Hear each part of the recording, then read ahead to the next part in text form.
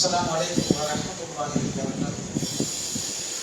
إن الحمد لله نحمده ونستعينه ونستغفره ونؤمن به ونتوكل عليه ونعوذ بالله من شرور أنفسنا ومن سيئات أعمالنا من يهده الله فلا مضل له ومن يضلل فلا هادي له أشهد أن لا إله إلا الله وحده لا شريك له وأشهد أن محمدا عبده ورسوله. اللهم صل على محمد وعلى آل محمد كما صليت على إبراهيم وعلى آل إبراهيم إنك حميد مجيد. اللهم بارك على محمد وعلى آل محمد كما باركت على إبراهيم وعلى آل إبراهيم إنك حميد مجيد. أما بعد فقد قال الله تعالى في محكم تنزيله العظيم والفرقان المجيد. أعوذ بالله من الشيطان الرجيم. بسم الله الرحمن الرحيم. اليوم أكملت لكم دينكم وأتممت عليكم نعمتي ورضيت لكم الإسلام دينا. صدق الله العظيم. قال نبينا صلى الله عليه وسلم الدين نصيحة أو كما قال نبينا صلى الله عليه وسلم. அன்பிற்குரிய பெரியவர்களே, சகோதரர்களே, பல அல்லாஹ் மீது கடமையாக்கிய ஜும்ஆ என்ற சிறப்பு மிகு வழக்கத்தை நிறைவேற்றுவதற்காக இங்கே ஒன்று கூடியிருக்கிறோம். இந்த உயர்வான வேலையிலே ஏக இறைவனாம் வல்ல அல்லாஹ்வுடைய அருளும் சாந்தியும் அவருடைய இறுதி தூதர் மீதும் அவர்களை உண்மையோடு பின்பற்றிய சத்திய நபி தோழர்கள் மீதும் மார்க்கத்தின் செய்திகளை பாதுகாப்பதில் தங்களை அர்ப்பணித்துக் கொண்ட இமாம்கள் மீதும் அல்லாஹ்வுடைய கட்டளைக்கு அடிபணிந்தவர்களாக ஜும்ஆவினுடைய முழுமையான நன்மைகளை பெறுவதற்கு உரிய நேரத்திலே வருகை தந்திருக்கிற நம் அனைவர் மீதும் அந்த ஏக இறைவனின் அருளும் சாந்தியும் என்றென்றும் நிலவட்டுமான துவா செய்தவனாக இந்த ஜும்ஆவுடைய ஆரம்பம் செய்கிறேன். அன்புமிக்க பெரியோர்களே, சகோதரர்களே, உலகெங்கிலும் 200 கோடிக்கும் அதிகமான முஸ்லிம்கள் வாழுகிறார்கள் என்று ஒரு கணக்கை பார்க்கிறோம். அதில் இந்தியாவில் 20 கோடிக்கும் அதிகமான முஸ்லிம்கள் வாழுகிறார்கள். நம்முடைய தமிழ்நாட்டில் ஒரு குறிப்பிட்ட சதவீத முஸ்லிம்கள் இங்கே கணிசமான முறையிலே வாழ்ந்து கொண்டிருக்கிறார்கள். இப்படி முஸ்லிம்களாக வாழக்கூடிய மக்களுக்கு மத்தியிலே, குறிப்பாக நம்முடைய தமிழ்நாட்டு மக்களுக்கு மத்தியிலே இஸ்லாம் குறித்து எப்படிப்பட்ட ஒரு புரிதல், இஸ்லாம் பற்றிய நம்பிக்கை எப்படிப்பட்டதாக இருக்கிறது என்பதை நாம முஸ்லிம்களிடத்திலே பேசும்போது முஸ்லிம்களுடைய பழக்க வழக்கங்களை, நடைமுறைகளை, வாழ்க்கை நடைமுறைகளை பார்க்கும் போது புரிந்து கொள்ளலாம். வணக்க வழிபாடுகளில் இஸ்லாமை ஓரளவுக்கு கடைபிடிக்கிற முஸ்லிம்கள், தொழுகை, நோன்பு, ஜகாத், ஹஜ் என்று வணக்க வழிபாடுகளில் இஸ்லாமை கடைபிடிக்கிற முஸ்லிம்கள், இது அல்லாத வழிபாடுகள் அல்லாத வாழ்க்கை நடைமுறைகளுக்கு பாருங்க, அந்த வாழ்வின் பிற நடைமுறைகளில் இஸ்லாமை பற்றி அவங்க கவலைப்படுவதே கிடையாது. உதாரணத்திற்காக ஒன்று சொல்லுகிறேன். பொதுவாக பொதுவாக இந்த கருத்தில் எல்லோரும் இருக்கிறார்கள். உதாரணத்திற்காக ஒரு தொழுகையாளை, ஹஜ் சென்றவர், வருஷம் நோக்கு வைக்கிறவர், இந்த மாதிரி இபாதத்தில் மிகச் சரியாக இருக்கிற ஒருவர் வட்டியில போய் விழுகிறார். இதெல்லாம் செய்திகளை வட்டியில போய் விழுகிறீங்களே என்று நாம் அவர்களிடத்தில் கேட்கும் போது, இதெல்லாம் இல்லாம இந்த காலத்துல வாழ முடியுமா? நம்ம வாழ்ற நாட்டில் அதெல்லாம் முடியாதுங்க. ரெண்டு காரணம் சொல்லுவாங்க. ஒண்ணு, நாம் வாழுகிற நாட்டில் அதை கடைபிடிக்க முடியாது. இரண்டாவது, இந்த காலத்துக்கு அது பொருந்தாது. அதுல ஒரு சிலர்லாம் இன்னும் தெளிவா, இதெல்லாம் அந்த காலத்துல ரசூலுல்லாஹி காலத்துல அரபு நாட்டுல சொன்னது சட்டம் ஓகே, நமக்கெல்லாம் ஒத்துவராது, தொழுகைக்கு போது நிப்பாட்டிக்கணும். இது ஒரு சிலர் வெளிப்படையாக சொல்லிவிடுகிறார்கள். அப்படி சொல்லக்கூடியவர்கள் யார் என்று சொன்னால், ஏதோ ஒரு பாமர முஸ்லிமாக நாம் அவர்களை நினைக்க கூடாது. பள்ளிவாசல் நிர்வாகிகளாக இருப்பார்கள், மார்க்கத்தை பற்றிய ஓரளவுக்கான செய்திகளை தெரிந்தவர்களாக, வழிபாடுகளில் ஆர்வமுடையவர்களாக, தொழுகையில் மிகச் சரியாக இருப்பவர்கள். அப்படி இருக்கக்கூடியவர்கள் கூட வாழ்க்கையில் இன்ன பிற நடைமுறைகள்ல இஸ்லாமை கடைபிடிக்காத ஒரு காட்சியை பார்க்கும் போது, அவங்களுடைய இஸ்லாமை இப்படி பின்பற்றுங்க, இது இஸ்லாம் இல்லையே என்று சொல்லும் போது அவங்க தருகிற பதில் தான், இஸ்லாமை இந்த நாட்டில் கடைபிடிக்க முடியாது அல்லது இந்த காலத்திற்கு அது பொருந்தாது. அப்ப இஸ்லாமை நாம எப்படி வழங்கி வச்சிருக்கிறோம்? பொதுவாக முஸ்லிம்கள் எவ்வாறு வழங்கி வைத்திருக்கிறார்கள் என்று சொன்னால், இஸ்லாம் என்பதை வழிபாட்டோடு நாம நிப்பாட்டிக் கொள்ள வேண்டும். நம்முடைய வாழ்க்கையில் வழிபாடுகளை தவிர்த்து இஸ்லாம் அது சொல்லுச்சு, இது இஸ்லாம் இதை சொல்லுச்சு என்று நாம் பின்பற்ற போனால் அது நம்மளால முடியாது. எனவே இந்த உலகம் எப்படி போகுதோ அப்படி போவோம், ஏதோ தொழுகை நோக்கணும் கொஞ்சம் வச்சுக்குவோம் என்ற அடிப்படையில் இன்றைய பெரும்பாலான முஸ்லிம்களுடைய நம்பிக்கை, இஸ்லாத்தை ஏற்றுக்கொள்ளுகிற, இஸ்லாத்தை புரிந்து கொள்ளுகிற அந்த நம்பிக்கையே எப்படிப்பட்டதுன்னா, வழிபாட்டோடு நான் இஸ்லாத்தை நிறுத்திக் கொள்கிறேன், வழிபாடுகளை தாண்டி என் வாழ்க்கையில் இஸ்லாம் தலைக்குவதை நான் ஏற்றுக்கொள்ள மாட்டேன். இப்படித்தான் பெரும்பான்மையான முஸ்லிம்கள் வாழுகிறார்கள். அல்லாஹ் திருமறை குர்ஆன்ல ஒரு வசனம் சொல்றா பாருங்க. இந்த வசனத்தை நம்ம பல முறை படித்திருப்போம். இந்த வசனம் பல முறை பயானை கேட்டிருப்போம். திருமறை குர்ஆனை படிக்கும் போது கண்ணுல படும், படிச்சிருப்போம். திருப்பி திருப்பி படிச்சாலும் சில நேரங்களில் எதற்கு நகல்ல இப்படி சொல்றேன் அப்படின்னு ஒரு யோசனை இருக்கும். இப்படி யோசிச்சு பாருங்க, முஸ்லிம்களாக வாழுகிறார்கள். அப்படி முஸ்லிம்களாக வாழுகிறவர்கள் வழிபாட்டு முறையில் மாத்திரம் நான் இஸ்லாத்தை பின்பற்றுவேன், வழிபாடு அல்லாத என் குடும்பத்திற்கோ, வியாபாரத்திற்கோ, கொடுக்கல் வாங்கலுக்கோ நான் யாரோடு நட்பு வைத்துக் கொள்ள வேண்டும், யாரோடு பழக்க வழக்கம் வைத்துக் கொள்ள வேண்டும், யாரோடு எப்படி பழக வேண்டும், இதை பற்றி எல்லாம் இஸ்லாம் சொல்வதை நான் எடுத்துக்கொள்ள மாட்டேன் அப்படின்னு சொல்றாரு பாருங்க. அவர் முஸ்லீமாக இருக்கிறார், தன்னை முஸ்லீமாக இந்த உலகத்திற்கு அடையாளப்படுத்திக் கொள்கிறார். இந்த வசனத்தை இப்ப படிச்சு பாருங்க. உதுகுலு ஃபிஸ்ஸில்மி காஃபா, நீங்கள் இஸ்லாத்திற்குள் முழுமையாக வந்து விடுங்கள் என்று அல்லாஹ் முழுமையாக, நீங்கள் மரணிக்கும் போது முஸ்லிம்களாக மரணியுங்கள், உங்க வாழ்க்கையே முஸ்லிமா இருக்கணும், நீங்க மரணிக்கும் போது நீங்க முஸ்லிமாக மரணித்திருக்க வேண்டும் என்று அல்லாஹ் இந்த மாதிரி முஸ்லிம்களை நோக்கித்தான் சொல்லுகிறானோ என்று நாம் அந்த வசனத்தை பார்க்கும் போது, மக்களுடைய இந்த நடைமுறைகளை பார்க்கும் போது அந்த வசனத்திற்கு ஒரு விளக்கத்தை நாம் பெற முடிகிறது. இப்ப இஸ்லாத்திற்குள்ளே தனக்கு தேவையான அளவுக்கு உள்ளே நுழைந்து கொண்டு முழு இஸ்லாத்தையும் என்னால் ஏற்க முடியாது என்று சொல்லக்கூடிய மக்களும் உலகத்தில் இருப்பார்கள். எனவே அவர்களை நோக்கித்தான் அல்லாஹ் சொல்லுகிறார், நீ முழுசாவா, நீ மரணிக்கும் போது முஸ்லீமாக மரணிக்க வேண்டும் என்று அல்லாஹ் அவர்களை நோக்கித்தான் இந்த வார்த்தைகளை சொல்லுகிறார். இப்போது நாம் யோசிக்க வேண்டும், இஸ்லாம் என்பது மனிதர்களாக நாம் உருவாக்கி கொண்ட மார்க்கம், அது நாம ஏற்படுத்திக் கொண்ட மார்க்கம், அது நிச்சயமாக கிடையாது. தொழுகை, நோன்பு, இந்த வழிபாடுகளாக இருந்தாலும், வழிபாடுகளை தாண்டிய வாழ்க்கை முறையாக இருந்தாலும், எதுவாக இருக்கட்டும், இதெல்லாம் நாம உருவாக்குறது இல்லை. மாறாக இந்த மார்க்கத்தின் வழிமுறைகளை அல்லாஹ் நமக்கு உருவாக்கி தந்திருக்கிறான். திருமறை குர்ஆன்ல அல்லாஹ் எப்படி ஒரு வார்த்தையை சொல்றான் பாருங்க. அல்-யௌம அக்மல்து லக்கும் தீனக்கும் வ அத்மம்து அலைக்கும் நிஅமதி வ ரதீது லக்குமுல் இஸ்லாம தீனா. அல்-யௌம அக்மல்து லக்கும் தீனக்கும், இன்றைய தினம் உங்களுடைய தீனை, மார்க்கத்தை நான் முழுமைப்படுத்தி விட்டேன். ஒரு அலிதுலக்குல் இஸ்லாம தீனன், உங்களுக்குரிய மார்க்கமாக இஸ்லாமை நான் தேர்வு செய்து கொண்டேன் என்று அல்லாஹ் இஸ்லாம் நம்முடைய வாழ்க்கையில் பின்பற்ற வேண்டிய மார்க்கம் என்று சொல்லுகிறார். தீன் அப்படின்னு சொன்னா மார்க்கம், வழிமுறை அப்படின்னு அர்த்தம். நீங்கள் பின்பற்ற வேண்டிய, உங்கள் வாழ்க்கையில் கடைபிடிக்க வேண்டிய வழிமுறையை நான் முழுமைப்படுத்தி விட்டேன். இஸ்லாமை உங்களுடைய வழிமுறையாக நான் தேர்வு செய்து கொண்டேன். அதில் என்னுடைய அருளை நிறைவு செய்து விட்டேன் என்று அல்லாஹ்வுடைய முழு அருளையும் பெறுவதற்கு இஸ்லாம் என்கிற இந்த வழிமுறையை நீங்கள் பின்பற்றுங்கள் அப்படிங்கிறாங்க. அப்ப இஸ்லாம்னால நமக்கு ஞாபகத்துக்கு வருது வெறும் தொழுகை, நோன்பு, ஜக்காத், ஹஜ் மட்டும் ஞாபகத்துக்கு வரும். இந்த இடத்துல நபி அவர்கள் சொன்ன ஒரு வார்த்தையை இன்னும் கொஞ்சம் நம்ம ஆழமா யோசித்து பார்க்கணும். என்ன சொல்றாங்க? இந்த செய்தி பரவலாக நம்ம எல்லோருக்குமே தெரிந்ததுதான்.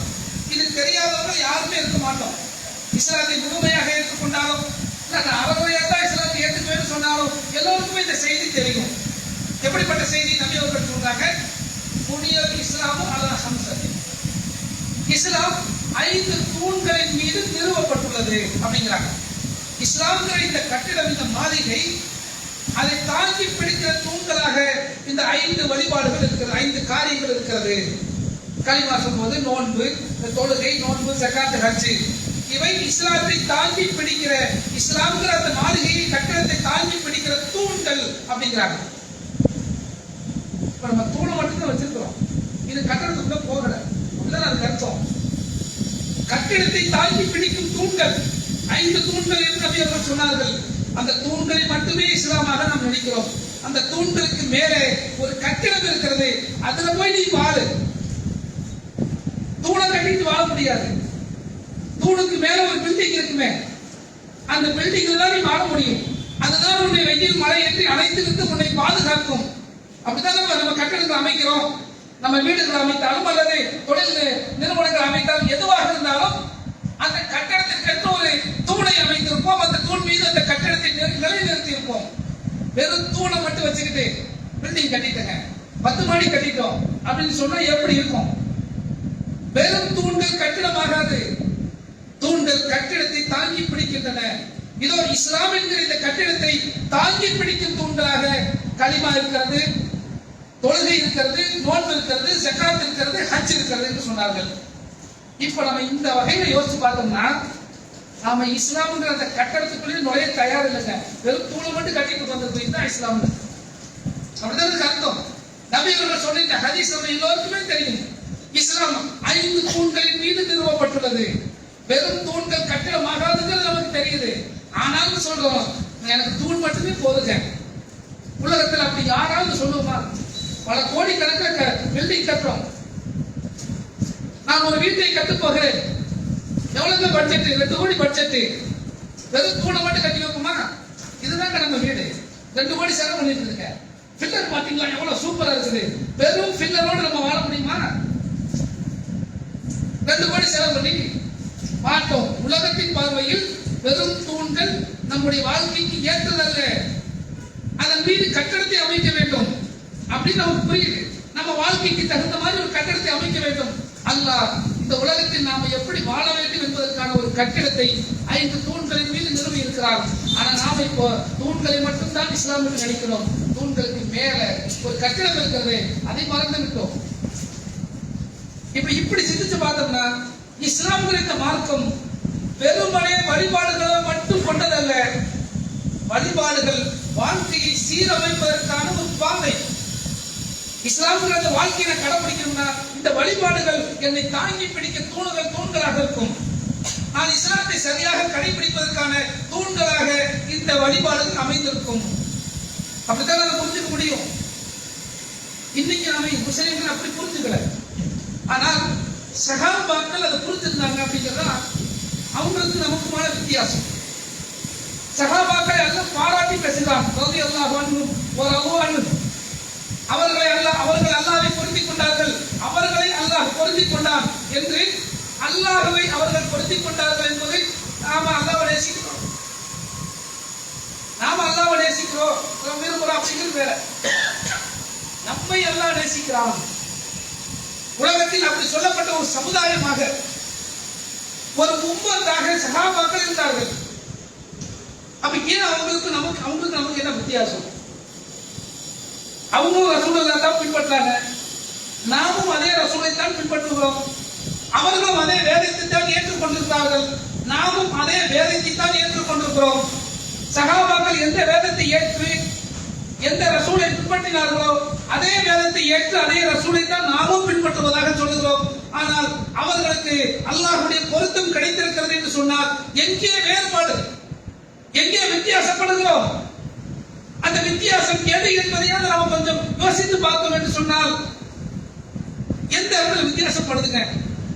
நிறைய உதாரணங்களை சஹாபாக்களுடைய வாழ்க்கையிலிருந்து சொல்ல முடியும் என்று சொன்னாலும் இந்த இடத்திற்கு ஒன்று ரெண்டு செய்திகளை மாத்திரம் நம்ம பார்ப்போம். நபி அவர்கள் காலத்திற்கு பிறகு ஒரு சம்பவம், சஹாபாக்களுக்குள்ள ஒரு சம்பவம் நடக்குது, அது பதிவு செய்யப்படுகிறது. எப்படின்னா, அபூ ராஃபி அப்படிங்கிற ஒரு நபி தோழர், இவர் நபி அவர்கள் காலத்திலே விடுதலை அப்படிங்கிற அந்த நபி தோழர் ரெண்டு பேரும் பக்கத்தில் இருக்காங்க. இப்ப இந்த அபூ ராஃபி தன்னுடைய வீட்டின் ஒரு பகுதியை விற்கவும் நினைக்கிறார். அவருக்கு பொருளாதார தேவை, ஏதோ ஒரு தேவை, தன்னுடைய வீட்டினுடைய ஒரு பகுதியை விற்கலாம்னு நினைக்கிறார். பக்கத்து வீட்டுக்காரங்க சாதி நபி வக்காஸ் எல்லாம் அப்ப சொல்றாங்க, இதை வாங்கிக்கிங்க. மற்றவங்களும் வர்றாங்க, அது பக்கத்து வீடு அல்லாத வெவ்வேறு பகுதியிலிருந்து வெவ்வேறு இடத்துல இருந்து அவர் விற்கிறேன்னு சொல்ற அந்த வீட்டினுடைய ஒரு பகுதியை 500 தங்க காசுகளுக்கு வாங்கிக்கிறேன்னு வர்றாங்க. மார்க்கெட் நிலவரம். ஆனா இவர் மற்றவங்களுக்கு தராத தன்னுடைய அண்டை வீட்டுக்காரருக்கே தரணும்னு நினைக்கிறாரு. சாதி நபி வக்காஸுக்கே தருவேன், நீங்க வாங்கிக்கங்கன்னு சொல்றாரு. ஒரு தயங்கி நிற்கிறாரு. அப்புறம் இன்னொரு நபித்தோட ஒரு சந்தர்ப்பத்தில் வர்றாங்க, விஸ்வரத்தின் மக்களமா அப்படிங்கிற நபித்தோட வரும்போது, அவங்க சொல்லிட்டே இருக்கிறது வாங்க மாட்டேங்கிறாருங்க, நீங்க சொல்லி வாங்க சொல்லுங்க அப்படிங்கிறாரு. அப்ப சாதி நபி வக்காஸ் ஒரு வழியா கண்டிப்பா சாங்கி வாங்கிக்கிறேன்னு வர்றாங்க.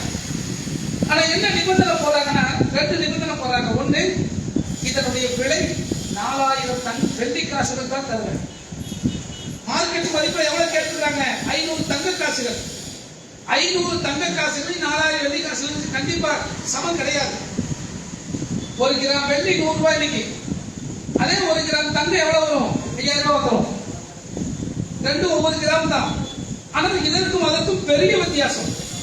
500 தங்க காசுகளுக்கு கேட்கப்பட்ட ஒரு இடத்தை 4000 வெள்ளிக்கு தான் வாங்குவேன் அப்படிங்கிறாரு. அந்த 4000 வெள்ளியை ரொக்கமா தர முடியாது, தவணை முறையில் தான் தரணும். இப்படி சொன்னா உலகத்தின் பார்வையில பொதுவாக நாம என்ன முடிவு எடுப்போம்? அடப்பாயா உனக்கு நான் தருவேன் அப்படின்னு போயிடுவோம். ஆனா அந்த நபி தோழர் அபூ ராஃபி ரலியல்லாஹு அன்ஹு அவர்கள் அந்த ஒப்பந்தத்தை ஏற்றுக்கொண்டு, நீங்க அப்படியே கொடுங்க, 4000 வெள்ளி காசே கொடுங்க, அதை தவணை முறையில் கொடுக்குறீங்களே கொடுங்க, ஆனால் இதை நான் தருவதற்கு ஒரே ஒரு காரணம் தான், வாய் விட்டு வெளிப்படையாக சொல்லவும் செஞ்சுட்டாங்க. என்ன சொல்றாங்கன்னா, அல்லாஹ்வுடைய தூதருடைய வாயிலிருந்து இந்த ஒரே ஒரு வார்த்தையை மாத்திரம் நான் கேட்டிருக்காவிட்டால் உங்களுக்கு நான் இதை தந்திருக்க மாட்டேன். நான் இவ்வளவு தூரம் வலியுறுத்தி வற்புறுத்தி உங்களுக்கு தர்றதுக்கு ஒரே காரணம் அந்த வார்த்தை தான். நீங்க விலை கம்மியா கேட்கறதும் தவணை முறைக்கு கேட்டதும் மார்க்கெட் மதிப்போட விலை குறைவா கேட்டிருக்கிறது, அதுக்கு நான் சம்மதித்ததுக்கு அல்லாஹ்வுடைய தூதருடைய ஒரே ஒரு வார்த்தை தான். என்ன சொன்னாங்க? அண்டை வீட்டுக்காரர் தான் அதிக உரிமை படைத்தவர்.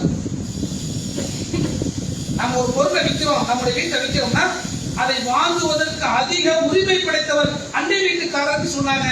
அந்த ஒரே ஒரு வார்த்தையின் காதில் விழுந்திருக்காவிட்டால், அல்லாஹ்வுடைய தூதர் அப்படி ஒரு வார்த்தையை சொல்லி இருக்காவிட்டால் நிச்சயமாக நான் யாருக்கும் கொடுத்திருப்பேன் அப்படிங்கிறாங்க. அப்போ மார்க்கெட் மதிப்புல உலக கணக்கில் பார்த்தோம்னு சொன்னா இவர் குறைந்த விலைக்கு கொடுத்திருக்கிறார். நம்முடைய பார்வையில நம்ம சொன்னோம்னா உழைக்க தெரியாதவப்பா அப்படிம்போம். ஒரு மார்க்கெட் விலையில நல்ல விலை போகக்கூடிய ஒரு இடத்தை தெரிஞ்சவங்க பழக்கமானவங்க அப்படிங்கிறத கம்மியா கொடுத்தா உழைக்க தெரியாத நீ அவங்க விட்டு கொடுத்துட்டியே அப்படின்னு நம்ம சொல்லுவோம். ஆனால் அந்த நபி தோழர் அல்லாஹ்வுடைய தூதர் இப்படி ஒரு வார்த்தை சொன்னார்கள் என்பதற்காகத்தான் உங்களுக்கு தருகிறேன் அப்படின்னு சொல்லிட்டு அந்த நஷ்டத்தை பத்தி அவங்க கவலைப்படவே இல்லை. பொருளாதார இழப்பை பற்றி அவங்க கவலைப்படவே இல்லை.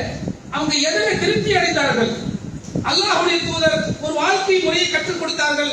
அந்த வாழ்க்கை முறையில அண்டை வீட்டுக்காரருக்கு அதிக உரிமை உண்டு என்று சொல்லியிருக்கிறார்கள். அண்டை வீட்டுக்காரருக்கு உரிமை உண்டு என்று சொன்னது அல்லாஹ்வுடைய தூதர். எனவே அந்த உரிமையை நான் உங்களுக்கு தருகிறேன். நான் இதை கடைபிடிக்கும் போது எனக்கு சின்ன சின்ன நஷ்டங்கள் வரலாம். ஆனால் நான் அல்லாஹ்வுடைய தூதருடைய அந்த கட்டளையை பின்பற்றினேன் என்கிற அந்த லாபத்தோடு நான் இருக்கிறேன். அப்படித்தான் உங்களுக்கு கிடைச்சாங்க. அந்த லாபம் தனக்கு போதுமானது. அல்லாஹ்வுடைய தூதரை பின்பற்றுகிறோம் பாருங்க, அந்த லாபம் போதுமானது. அதுவே அவர்களுக்கு போதுமானதாக இருந்தது. இப்படித்தான் பெரும்பான்மையான சஹாபாக்களுடைய நிலைமை, அவங்க வாழ்க்கை நிலை அப்படி இருந்துச்சு. உலகத்தை பார்த்து வாழல. மார்க்க என்ன சொல்லுச்சு, அதற்கு முக்கியத்துவம் கொடுத்தார்கள். அதில் ஏற்படுகிற ஏற்ற இறக்கங்களை லாப நஷ்ட கணக்கு அவங்க பார்க்கல என்பதற்கான ஒரு மிக பெரும் உதாரணமாக இந்த சம்பவத்தை நம்ம பார்க்கிறோம். ஆக நாம் யோசித்து பார்த்தோம் என்று சொன்னால், நம்முடைய வாழ்க்கையில் அந்த சஹாபிகள் எப்படி இஸ்லாமை தன்னுடைய வாழ்க்கையின் எல்லா இடங்களிலும் எல்லா நேரங்களிலும் கடைபிடிக்க வேண்டும் என்று ஆசைப்பட்டார்கள். ஆனால் நாம் இன்றைக்கு இஸ்லாமிய சமூகத்தில் இருக்கிற பெரும்பான்மை மக்கள் நாம எப்படி நினைக்கிறோம்? நமக்கு சௌகரியமான நேரத்தில் பின்பற்றிக் கொண்டால் போதுமானது, நமக்கு வசதியான நேரத்தில் இஸ்லாத்தை பின்பற்றிக் கொண்டால் போதுமானது, வணக்க வழிபாடுகளை மட்டும் வைத்துக் கொண்டால் போதுமானது அப்படின்னு நம்ம நினைக்கிறோம். ஆனால் சஹாபாக்களை பொறுத்தவரையிலே சௌகரியமான நேரம், அசௌகரியமான நேரம், அதை பத்தி கவலைப்படல. அந்த இடத்தில் இஸ்லாத்தை கடைபிடிக்கும். இன்னொரு செய்தியை நம்ம பார்க்கிறோம். அஸ்மா பின் அபீ பக்கர் ரலியல்லாஹு அன்ஹா அவர்கள், அபூபக்கர் ரலியல்லாஹு அவர்களுடைய மகள் அன்னை ஆயிஷா அவங்களுடைய சகோதரி அக்கா, அவருடைய தாயார் இஸ்லாத்தை ஏற்றுக்கல. அதனால அபூபக்கர் ரலியல்லாஹு அவங்க விட்டுட்டு வந்துட்டாங்க. மனைவியை வாழ முடியாதுல, இஸ்லாத்தை ஏற்றுக்கல. ஆனா அந்த அம்மாவுக்கு இவங்க மகள். இப்ப என்ன செய்யறது? அந்த அம்மா மக்காவிலிருந்து மதீனாவுக்கு வந்துட்டாங்க. மகளோட இருக்கணுங்கிறதுக்காக வந்துட்டாங்க. ஆனால் இஸ்லாத்தை இப்போ ஏற்றுக்கல, முஸ்லிம்காக இருக்கிறாங்க. முஸ்லிம்காக இருக்கும் தன் தாய் தன்னிடத்தில் ஆசையோடு வந்துள்ளார். மகளோட வாழணும்னு நினைச்சு வந்திருக்கிறாங்க. ஆனால் இந்த தாயை உடனடியாக அந்த மகள் ஏற்றுக்கிட்டாங்களா? ஏற்றுக்கல. அவங்களுக்கு ஒரு சந்தேகம். என் தாய் முஸ்லிம்காக இருக்கிறார், நான் முஸ்லிமாக இருக்கிறேன், அவரை நான் என் வீட்டிற்குள் அனுமதித்து அவரை நான் பராமரிப்பது எனக்கு தகுமா? மார்க்கம் அதை அனுமதிக்கிறதா? அப்படிங்கிறது அவங்களுக்கு ஒரு சந்தேகம். உடனடியா அல்லாஹ்வுடைய தூதர்கிட்ட வர்றாங்க. அல்லாஹ்வுடைய தூதரே, என் தாயார் என்னிடத்தில் இருக்க வேண்டும் என்று ஆசையாக வந்துள்ளார். ஆனால் அவர் முஸ்லிம்காக இருக்கிறார். அவரை என்னோடு வைத்துக் கொண்டு அவரை அரவணைப்பது தகுமா? நான் அப்படி வைத்துக் கொள்ளலாமா அப்படின்னு கேட்கிறாங்க. அல்லாஹ்வுடைய தூதர், உன்னுடைய தாய் தான், அவர் முஸ்லிம்காக இருந்தாலும் உன்னுடைய தாய் என்று அந்த தாயை பராமரிக்க சொல்லி அல்லாஹ்வுடைய தூதர் அனுமதி கொடுத்த பிறகுதான் தன்னுடைய தாயை தன்னோடு இணைத்துக் கொண்டார்கள் என்ற செய்தியை பார்க்க முடிகிறது. யோசித்து பாருங்கள். முஸ்லிம்காக இருக்கும் தன் தாயை தன்னோடு வைக்கலாமாங்கிறது ஒரு சந்தேகம். அதுக்கு மார்க்கத்தில் என்ன வழிமுறை வச்சுக்கலாம், ஒன்றும் தப்பு இல்லை அப்படின்ற பிறகு அவங்களை தன்னோடு சேர்த்துக் கொள்கிறார்கள் என்று சொன்னால், இன்றைக்கு இருக்கும் இஸ்லாமிய சமூகத்தினுடைய நிலைமை என்ன? முஸ்லிமான பெற்றோருக்கு பிறந்திருக்கிறோம், அவர்கள் நம்மை முஸ்லிம்களாக வளர்த்து ஆளாக்கி இருக்கிறார்கள்.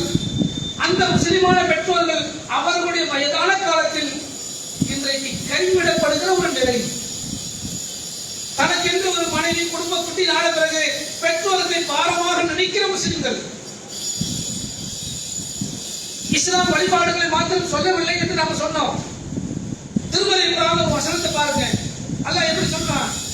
வஅபுதுல்லாஹ வலா துஷ்ரிகு பிஹி ஷைஆ. அல்லாஹ்வை வணங்கி அவனுக்கு எதையும் இணையாக்காதே. வபில் வாலிதைனி இஹ்சானா. உன் பெற்றோர்களுக்கு உபகாரம் செய், உன் பெற்றோர்களுக்கு நல்ல விதமா நட. எந்த இடத்துல சொல்றான்?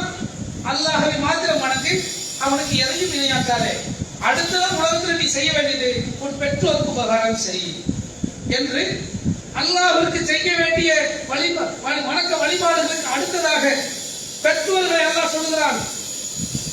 அந்த பெற்றோரை கைவிட்டு விடாதே, அவர்களுக்கு உபகாரம் செய் என்று அல்லாஹ் கட்டளையிடுகிறான். அந்த பெற்றோரை தான் நாம் கைவிடுகிறோம், அந்த பெற்றோர்களை தான் ஒதுக்கி விடுகிறோம். அவர்களை அனாதைகளாக்கிவிட்டு நான் தொழ வருகிறேன், நான் நோன்பு வைக்கிறேன், நான் ஜக்காத்து கொடுக்கிறேன், நான் வருஷம் வருஷம் ஹஜ்ஜுக்கு போறேன், உம்ராவுக்கு போறேன், ஆனால் என் பெற்றோர்களை நான் பராமரிப்பதே இல்லை. அவர்களை தொல்லையாக நினைக்கிறேன். அவர்கள் நோய் உடல் இருக்க முடியாது. மனப்பான்மை. ஆனால் வழிபாடுகள் இடத்தில் சரியாக இருக்கிறது. வழிபாடுகளை சரியாக வைத்திருக்கிறேன். அந்த வழிபாடுகளுக்கு எல்லாம் மேலானதாக என் பெற்றோர்களை பராமரிக்க வேண்டும் என்று அல்லாஹ் சொல்லியிருக்கிறாரே, அதை கைவிடுகிறேன். யோசித்து பாருங்கள். அப்ப வழிபாடுகளுக்கு மாத்திரம் தான் இஸ்லாம்ங்கிறத இந்த சமூகம் திரும்ப திரும்ப சொல்லிக் கொண்டிருக்கிறது. ஆனால் இஸ்லாம் வழிபாடுகள் மட்டும் இஸ்லாம் அல்ல, அதையும் தாண்டி உன் வாழ்க்கையில் இஸ்லாம் வர வேண்டும். உன் அன்றாட வாழ்க்கையில் இஸ்லாம் இருக்க வேண்டும். எந்த அளவுக்கு பெற்றோரை பத்தி சொன்னாங்க நபிகள் நாயகம் ஸல்லல்லாஹு அலைஹி வஸல்லம், யாருக்கு வயதான காலத்தில் பெற்றோரில் இருவரோ அல்லது ஒருவரோ இருந்து அவர்களை பராமரிப்பதன் மூலம் அவர்களுக்கு உபகாரம் செய்வதன் மூலம் சொர்க்கத்தை பெறவில்லை, அவன் நாசமா போட்டோம். ஏன் அப்படி சொல்றாங்க?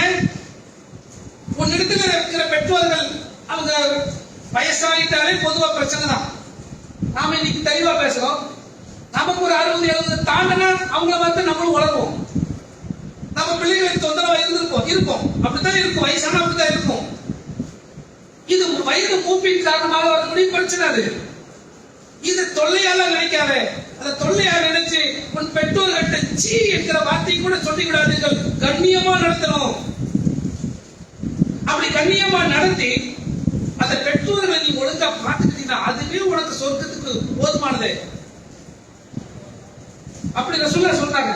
உன் பெற்றோர்ல இருவரோ அல்லது ஒருவரோ யாரோ ஒருத்தர் இருந்து அவங்க வயசான காலத்துல தன்னையே பார்த்துக்க முடியாத அளவுக்கு வயசான காலத்துல இருந்து அவங்களை பராமரிக்காம உபகாரம் செய்யாம அவங்களை பராமரிச்சு உபகாரம் செஞ்சு அந்த நன்மையை போல சொர்க்கத்துக்கு போக முடியாம இருக்கிறியே, நீ நாசமா போ அப்படிங்கிறாங்க. அப்ப அவங்களை பராமரிச்சுக்கிட்டா அதுவே சொர்க்கத்தை கொண்டு செல்லும். எப்படி தொழுகை, நோன்பு, ஜக்காத், ஹஜ் இவை எல்லாம் நமக்கு சொர்க்கத்துக்கு காரணமாக இருக்கும்னு நாம நினைக்கிறோமோ, அதை போன்று பெற்றோரை பராமரிப்பதும் அவர்களை நல்ல முறையில் ஆதரிப்பதும் சொர்க்கத்திற்கான வழிகாட்டுதல், சொர்க்கத்துக்கு கொண்டு போய் சேர்க்கும்னு சொல்றாங்க. உனக்கு அதெல்லாம் அதை எப்படி நம்ம பம்பர் பரிசு உலகத்தில் சொல்லுவோம்ல, அந்த மாதிரி பெற்றோர்களோட வயதான காலத்துல இருந்தா அது ஒரு பம்பர் பரிசு மாதிரி. அவங்க இருக்கிற வரைக்கும் நல்லா பார்த்துரு. பார்க்காம நீ சொர்க்கம் அவங்கள பார்த்து அவங்க நல்ல விதத்துல பார்த்து சொர்க்கம் போகலையா, நீ உருப்பட மாட்ட அப்படின்னு தான் அதுக்கு அர்த்தம்.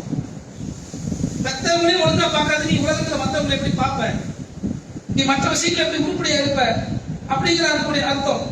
அப்ப இந்த அளவுக்கு நபிகள் நாயகம் ஸல்லல்லாஹு அலைஹி வஸல்லம் அவர்கள் நம்முடைய வாழ்க்கையோடு இஸ்லாத்தை இணைத்து பேசுகிறார்கள். இது வாழ்க்கையோட சம்பந்தப்பட்டதானே. என்னுடைய குடும்பத்துல என் பெற்றோரை நான் அவர்களுடைய வயதான காலத்துல பராமரிக்கணும், அவங்களுக்கு உபகாரம் பண்ணணும், நல்ல விதமா நடக்கணும். ஒரு வார்த்தை கூட அவங்கள்ட்ட கடிஞ்சு பேசிவிடக் கூடாது. அவ்வளவு கண்ணியமா அவர்களை நடத்த வேண்டும் அப்படிங்கிறது வாழ்க்கையில தினம் தினம் கடைபிடிக்க வேண்டிய விஷயமா இல்லையா? எனக்காவது ஒரு நாளைக்கு மதர்ஸ் டே, ஃபாதர்ஸ் டே அல்லது பேரண்ட்ஸ் டே அந்த டே அன்னைக்கு மட்டும் அப்படியே எப்படி ஃபேஸ்புக்ல வந்து அப்படியே பின்னாடி ஒரு பெரிய ஒரு மியூசிக் வச்சுக்கிட்டு என் அத்தாவை என் அம்மாவை நான் மதிக்கிறேன் அதுல மட்டும் மதிச்சா போதுமா? இன்னைக்கு ஒரு கல்ச்சர் அப்படிதான் வந்துட்டு இருக்குது. எப்படின்னா ஏதாவது எல்லாத்துக்கும் ஒரு டே வச்சிடலாம். அந்த அந்த அன்னைக்கு மட்டும் அதை நம்ம ஞாபகப்படுத்துறோம். அந்த அன்னைக்கு மட்டும் ஞாபகப்படுத்துறதா, அதுவும் ஃபேஸ்புக்ல ஞாபகப்படுத்துறதா? நேர்ல அவங்க உயிரோடு இருக்கிறாங்களே அல்லது உயிரோடு இருந்தார்களே, உயிரோடு இருக்கும் போது நீ எப்படி பார்த்த அல்லது இருக்கக்கூடியவர்கள் நீ எப்படி பார்க்கிற? அப்படி பார்த்தா தினந்தனம் உனக்கு பேரண்ட்ஸ் டே தானே, தினந்தனம் உனக்கு மதர்ஸ் டே தானே, வருஷத்துல ஒரு நாள் இல்லையே. அவன் ஏன் அப்படி கொண்டாடுறான்? இது வேலை நாடுகள் வந்து வரக்கூடிய கலாச்சாரம். ஏன் அவன் மதர்ஸ் டே கொண்டாடுறான்? பெற்றவங்க பிள்ளைகள் கைவிடுகிற கல்ச்சர் அவங்களோட. அமெரிக்காவில் போனோம்னா பேரண்ட்ஸும் அப்படிதான் இருப்பாங்க, பிள்ளைங்களும் அப்படிதான் இருப்பாங்க. ஒரு குறிப்பிட்ட வயசுக்கு வளர்ந்த பிறகு அவன் பெத்தவங்களை பத்தி கவலைப்பட மாட்டான். இவன் வாழ்க்கையில ஓடிப்பான். பெத்தவங்களும் இவனை பத்தி கவலைப்பட மாட்டாங்க. அப்படி குடும்பமாக இருந்து ஒண்ணுக்கு ஆதரவாக இருக்கக்கூடிய கல்ச்சர் அவங்களுக்கு இல்ல. அதனால பெத்தவங்களை விட்டுறாத, உன் தாயி உன் தகப்பன் அப்படின்னு சொல்ல வேண்டிய கட்டாயம் உங்களுக்கு. நமக்குள்ள அந்த டே கொண்டாட வேண்டியதில்லை. இஸ்லாம் தினமும் அவர்களை பராமரிக்க சொல்லுகிறது, தினமும் அவர்களை கவனிக்க சொல்லுகிறது, தினமும் அவர்களை உபகாரம் செய்ய சொல்லுகிறது. இது வாழ்க்கையோடு சம்பந்தப்பட்டதா இல்லையா? அப்ப நம்ம வாழ்க்கையோடு சம்பந்தப்பட்ட அனைத்தையும் இஸ்லாம் பேசுகிறது. இஸ்லாம் பேசாத ஒரு துறை தொழில், கொடுக்கல் வாங்கல். இப்ப தொழில்னா எதுவுமே இஸ்லாம் அதை பத்தி பேசலையா? நமக்கு நல்லாவே தெரியும். தொழில் செய்கிறோம்னா அந்த தொழிலில் வரக்கூடிய ஏற்ற இறக்கங்கள், லாப நஷ்டங்கள், இவைகளுக்கு பயந்து பொய் சொல்லிவிடக் கூடாது. ஒரு பொருளை விற்கும் போது அந்த பொருளுடைய உண்மையான தரத்தை சொல்லி விற்கணும். பொய் சத்தியம் பண்ணி வித்தீங்கன்னா உங்களுக்கு பரக்கத்து இருக்காது, முசீபத்து அப்படின்னு சொன்னாங்களா இல்லையா? உண்மையை சொல்லி விற்க சொன்னாங்க. அப்ப இந்த பொருளின் தரம் இதுதான், இந்த தரத்தை கூடாது முடிச்சா வாங்கிப்பீங்க. வியாபாரத்தை பத்தி எவ்வளவு நபி அவர்கள் சொன்னாங்க. இப்ப வியாபாரங்கிறது நம்ம அன்றாட வாழ்க்கையில தவிர்க்க முடியாத ஒரு அம்சமா இல்லையா? தினமும் வியாபாரம் பண்ணித்தாகணும். வியாபாரத்துல போய் சொல்லாத, ஒரு பொருளை காட்டி இன்னொரு பொருளை விற்காத. எந்த அளவுக்கு நபி அவர்கள் அதை கவனமா இருக்கிறாங்க. நம்ம அந்த செய்தி பிரபலமா பார்க்கிறோம். நபி அவர்கள் கடை வீதி வழிய வர்றாங்க.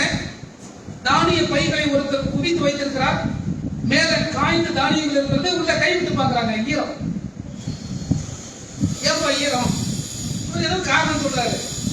அப்ப நபி அவர்கள் சொல்றாங்க, ஈரமா இருந்தா ஈரத்தை தான் மேல வச்சிருக்கணும். ஆனா ஒரு காய்ந்த தானியத்தை மேல வச்சிருக்கிறாரு.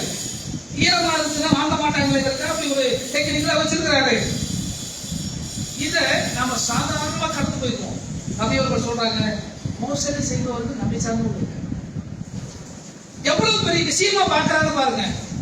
மோசடி செய்யறது நம்ம ஆள் இல்லப்பா, நம்ம உம்மத்து கிடைக்காது அப்படிங்கிறாங்க. அவர் என்னங்க பெரிய தப்பு பண்ணிட்டாரு? உள்ளுக்குள்ள ஈரமான தானியம், மேல காஞ்ச தானியம், அவ்வளவுதான். நம்ம பார்வையில் அவ்வளவுதான். நாம இதை விட பெரிய மேட்டெல்லாம் பண்றோமே முஸ்லிம்கள். அப்ப யோசித்து பாருங்கள், இந்த நம்ம பார்வையில ஒரு சின்ன விஷயம், இதை நபி அவர்கள் சாதாரணமா எடுத்துக்கல. மோசடி செய்யறது நம்ம ஆளுக்கு இல்லப்பா, முஸ்லிம் கிடையாதுப்பா அப்படிங்கிறாங்க. அப்ப இந்த அன்றாட நம்ம வாழ்க்கையோட தொடர்புடையதா இல்லையா? அதே போல வியாபாரத்திலே இன்னொரு சொன்னாங்க, இதை நம்ம எந்த அளவுக்கு கடைபிடிக்கிறோம் தெரியாது. அப்படி ஒரு கால் நடந்தால் அதை நம்ம மனப்பூர்வமா ஏத்துக்குமான்னு தெரியல. விற்பவரும் வாங்குபவரும் பிரியாத வரைக்கும் வியாபாரத்தை முடிச்சுக்கிறதுக்கு இருக்கு. அதாவது நான் ஒரு பொருளை விற்கிறேன், ஒருத்தர் வாங்க வர்றாரு. வாங்க வர்றவரை ஒரு விலை பேசி அந்த பொருளை வாங்கிட்டாரு, காசை கொடுத்துட்டாரு. இந்த ரெண்டு பேரும் பிரியல. இவரு பேசி முடிச்சுட்டு பொருளை கையில வாங்கிட்டாரு. அவர் வந்து நான் பணத்தை வாங்கிட்டேன். பணத்தை வாங்கினா ரெண்டு பேரும் இன்னும் பிரியல. அவர் இந்த இடத்துல இன்னும் நகரல.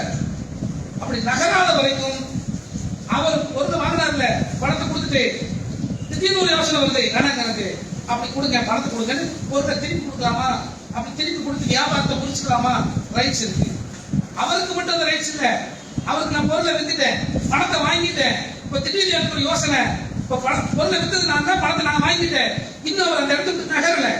நகருக்கு முன்னாடியே இல்லைங்க பொருளை கொடுங்க, நீங்க உங்க பணத்தை வச்சுக்க என்று விற்பவரும் வாங்குபவரும் இரண்டு பேரும் பிரியற வரைக்கும் அந்த வியாபாரத்தை முறித்துக் கொண்டு உரிமை இருக்கிறது அப்படின்னாங்க. இதை நம்ம எத்தனை பேர் நம்ம வாழ்க்கையில அதை ஏற்றுக்கொள்கிறோம்? அப்படி ஒரு கஸ்டமர் வர்றாரு நம்ம கடைக்கு, வரக்கூடிய அந்த கஸ்டமர் நம்ம கிட்ட வாங்கிட்டு பணத்தை பில் பண்ணிட்டு எவ்வளவு கோபப்படுவோம். அவருக்கு அந்த ரைட்ஸ் இருக்கிற இல்லையா? மார்க்கம் கொடுத்துருக்கு. அதே ரைட்ஸ் விற்கிற எனக்கும் இருக்கு. அவர்கிட்ட பொருளை வித்துட்டு அதை ரத்து செய்யக்கூடிய, அந்த வியாபாரத்தை ரத்து செய்யக்கூடிய உரிமை எனக்கும் இருக்கு. எதுவரை? அவர் இருந்து நகர வரைக்கும் தான். நம்ம இதை வாங்கிட்டு அடுத்த கடைக்கு போயிட்டாரு, கடை விட்டு வெளியில போயிட்டாரு அப்படின்னா அந்த வியாபாரத்தை ரத்து செய்யறதுன்னு அவருக்கு நமக்கு கிடையாது. அவர் கடைக்குள்ள தான் இருக்காரு, பில் பண்ணிட்டாரு. ஆனாலும் அவரும் நானும் பிரியவில்லை. இன்னும் ரெண்டு பேரும் ஒரே இடத்துல தான் இருக்கிறோம்னா அந்த பிரியும் வரையிலும் அந்த ரைட்ஸ் ரெண்டு பேருக்கு பிரிச்சுட்டோமா அந்த உரிமை முடிஞ்சது. அப்ப இதெல்லாம் வியாபாரத்துல வர்றது, இது வாழ்க்கையோட தொடர்புடையது. நம்ம தினந்தோறும் நம்ம வாழ்க்கையை தொடர முடியாது. அதை இப்படி இஸ்லாமை நம்ம வாழ்க்கையோடு தொடர்புடையது நம்ம பார்க்க ஆரம்பிச்சோம் அப்படின்னு சொன்னார். இஸ்லாம் நம்முடைய வாழ்க்கையின் ஒவ்வொரு பேச்சிலும் ஒவ்வொரு நடவடிக்கையிலும் தலையிடுகிறது. இதை செய், இப்படி செய், இதை செய்யாத, இப்படி செய்யாத என்று ஒவ்வொன்றிலும் தலையிடுகிறது. அப்படி தலையிட்டு அந்த இஸ்லாம்ங்கிற அந்த வாழ்க்கையை தான் நீங்க முழுமையா இஸ்லாத்துக்குள்ள வாங்க, முழுமையா இஸ்லாத்தை கடைபிடிக்க, முழுமை அல்லாஹ்வால் நிறைவு செய்யப்பட்ட மார்க்கம் இந்த மார்க்கம், அதை முழுமையா கடைபிடிக்க என்று இஸ்லாம் நமக்கு வழிகாட்டுகிறது. அந்த முழுமையான மார்க்கத்தை கடைபிடிக்கும் போது உலகத்திலும் அதற்கான பரக்கத்தையும் அருமையும் பெற முடியும், மறுமையிலும் பெற முடியும். நபி அவர்கள் சொன்னார்கள், அத்தாஜுல் சதீகுல் அமீன் மஅன் நபியீன வஸ்ஸித்தீகீன வஷ்ஷுஹதா. ஒரு வியாபாரி பற்றி சொல்லுகிறார்கள், நேர்மையான நாணயமான ஒரு வியாபாரி. அவர் வாழ்க்கையில பெரும்பகுதி வியாபாரத்துல தான் கழிச்சிருக்காரு. அந்த வியாபாரத்தை எப்படி செய்தார்? நேர்மையா நியாயமா அந்த வியாபாரத்தை செய்தார். நேர்மையான நியாயமான வியாபாரி மறுமையிலே மஅன்னபியீன வஸ்ஸிதீகீன வஷ்ஷுஹதா, அவர் நபிமார்களோடு, சித்திகீன்கள் உண்மையாளர்களோடு, சுஹதாக்கள் ஷஹீதுகளோடு இருப்பார். அவருடைய அந்தஸ்தே என்னன்னா, அவர் நபியா இருக்க வேண்டியதில்லை, அவர் ஒரு சித்திகா இருக்க வேண்டியதில்லை, அவர் ஒரு ஷஹீதா இருக்க வேண்டியதில்லை. நேர்மையான வியாபாரி இருந்தார். ஒரு நேர்மையான வியாபாரி இருந்தார். இந்த அந்தஸ்தை எல்லாம் மறுமையில அவங்களோடு இருக்க, அவங்களுக்கு என்ன அந்தஸ்து கிடைக்குதோ அந்த அந்தஸ்தை அல்லாஹ் அந்த வியாபாரிக்கு வழங்குகிறான். அப்படின்னா வியாபாரத்துக்கு நம்ம வாழ்க்கையில முக்கியமான தவிர்க்க முடியாத ஒரு அங்கம் தானே. அந்த வியாபாரத்தை மார்க்க சொல்ற அடிப்படையில் நம்ம நடத்தும் போது அது உலகத்தில் நமக்கு பரக்கத்தையும் அருளையும் கொண்டு வரும், மறுமையிலும் மிக பெரும் நன்மையை கொண்டு வரும் என்பதை புரிந்து கொண்டு இஸ்லாம் என்பது வெறும் வழிபாடு மட்டுமல்ல, வாழ்க்கையும் சேர்த்தது என்பதை நாம மனப்பூர்வமாக ஏற்றுக்கொண்டோம் என்று சொன்னால் அது நம்ம வாழ்க்கைக்குள்ள முழுமையாக இஸ்லாத்தை கொண்டு வருவதற்கு முயற்சி செய்வோம். வல்ல அல்லாஹ் நம் அனைவருக்கும் அருள் புரிவானாக என்று கூறி இந்த முதல் உரையை முடிக்கிறேன்.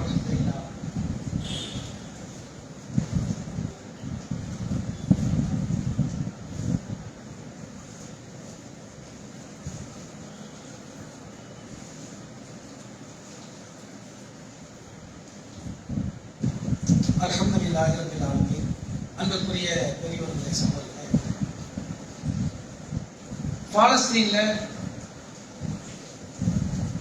கிட்டத்தட்ட 1.25 ஆண்டுகளுக்கு மேலாக 460-70 நாட்களுக்கு மேலாக நடைபெற்ற போர் முடிவுக்கு வரும் என்று அறிவிக்கப்பட்டிருக்கிறது. இன்னும் முடிவுக்கு வரல. ஆனால் இந்த ஒப்பந்தம் கையெழுத்தாக இருக்கிறது. அதான் அந்த மக்களுக்கு மிகப்பெரும் ஒரு மகிழ்ச்சியை ஏற்படுத்தி இருக்கிறது என்பதை செய்திகளை பார்த்தோம். அந்த செய்தி உலகமெங்கும் வாழுகிற முஸ்லிம்களுக்கு மட்டுமல்ல, மனித நேயத்தை போற்றுகின்ற எல்லா மக்களுக்குமே மாபெரும் ஒரு மகிழ்ச்சியாக அமைந்திருக்கிறது. ஏனென்று சொன்னால், ஒரு கண் முன்னால் ஒரு மாபெரும் ஒரு இன அழிப்பு, ஒரு மாபெரும் ஒரு பேரழிவு நடந்து கொண்டிருக்கிறது. 20 லட்சம் மக்கள் வாழ்ந்த ஒரு பெரும் நகரம் இன்றைக்கு வாழவே முடியாத கட்டிடங்கள் அனைத்தும் குப்பை மேடுகளாக ஆக்கப்பட்டிருக்கிற அளவுக்கு ஒரு மிகப்பெரும் அங்கே ஒரு மிகப்பெரிய தீவிரவாத தாக்குதல் நடைபெற்றிருக்கிறது. உலகமே அதை எதிர்த்தது, உலகமே கண்டித்தது. ஆனாலும் அந்த தாக்குதலை இஸ்ரேல் நிப்பாட்டவில்லை. ஏதோ சனிக்கிழமை இரவோடு ஞாயிற்றுக்கிழமை வரைக்கும் நம்ம நடத்துவோம் அப்படின்னு இப்ப வரைக்கும் தாக்குதல் நடத்திட்டு இருக்கிறாங்க. ஒப்பந்தம் முடிந்து விட்டது. ஒப்பந்தம் கையெழுத்தாயிடுச்சு. இந்த ஒப்பந்தம் நடைமுறைக்கு வந்து ஞாயிற்றுக்கிழமைக்கு வருகிறாங்க. அப்ப உலகமெங்கும் எல்லா மக்களும் செய்த துவாக்கள் அந்த மக்களுக்கு ஏதோ ஒரு வகையிலே பயனளித்திருக்கிறது. இன்னமும் அந்த மக்களுக்கு நம்ம துவா செய்யணும். அந்த மக்கள் இவ்வளவு சோதனைகளையும் கஷ்டங்களையும் தாண்டி நம்ம ஒரு பட்டாசு வச்ச காதை பத்திக்கிறோம். இதை விட 10,000 மடங்கு சத்தம் எழுப்பக்கூடிய ஒரு கட்டிடத்தையே சிதைக்கக்கூடிய ஒரு மிகப்பெரும் குண்டுகளை எல்லாம் எத்தனை கிட்டத்தட்ட 10,000 டன் கணக்கில் அதை கொண்டு வந்து வெடிமருந்துகளை போட்டிருக்கிறாங்க. அவ்வளவு வெடிச்சத்தங்களுக்கு மத்தியிலும் வீடுகள் கண் முன்னால் சுக்குநூறாக போன பிறகும் தங்கள் கண் முன்னால் ஆயிரக்கணக்கான மக்கள் செத்து மடிந்து அவர்களை எடுத்து புதைப்பதற்கு கூட அவகாசம் இல்லாத அப்படிப்பட்ட நிலையிலும் ஈமானை மாத்திரம் அந்த மக்கள் விட்டுவிடாமல் உறுதியாக நின்றார்கள்.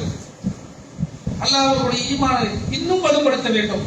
அவர்களுக்கு இந்த உலகத்தில் இன்னும் வசதியான நல்ல ஒரு வாழ்க்கையை தர வேண்டும் என்பதற்காக அந்த மக்களுக்காக அல்லாஹ்விடத்தில் துஆ செய்வோம். அந்த மக்களுடைய சுபிட்சமான வாழ்க்கைக்காக அல்லாஹ்விடத்தில் துஆ செய்வோம்.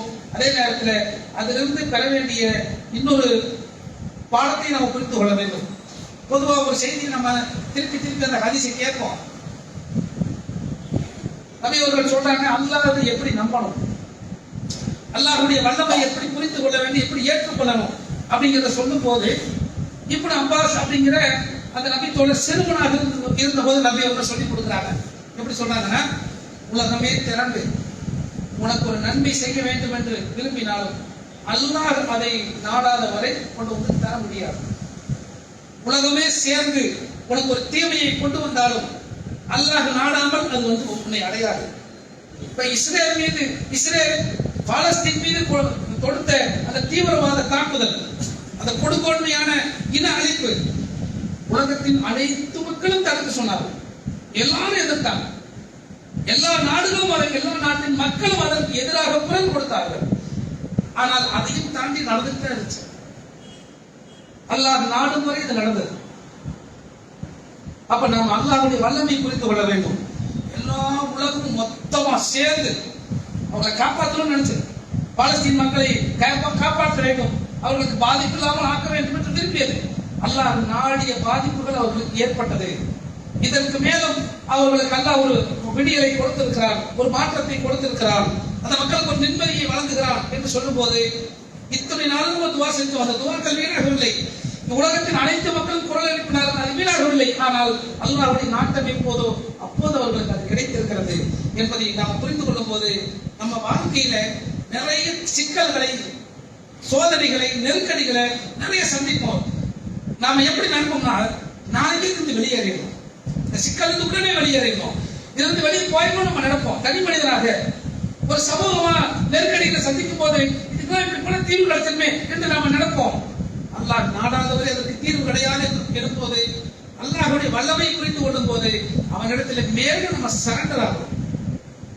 இந்த வல்லமை புரிந்து கொள்ளும் போது என்ன நடக்கும்னா, ஒரு மனிதனாக என்னால் இந்த உலகத்தின் அனைத்து மனிதர்களும் சேர்ந்தாலும் ஒரு உலகத்தின் ஒரு சின்னஞ்சிறு பகுதியாக ஒரு சிறிய நாடு 20 லட்சம் மக்கள் வாழுகிற உலகத்தின் பெரும் பூமி பந்தில ஒரு சின்ன நாட்டை கூட காப்பாற்ற முடியவில்லை அப்படின் போது அல்லாஹ்வுடைய வல்லமை நம்ம புரிஞ்சுக்கணும்.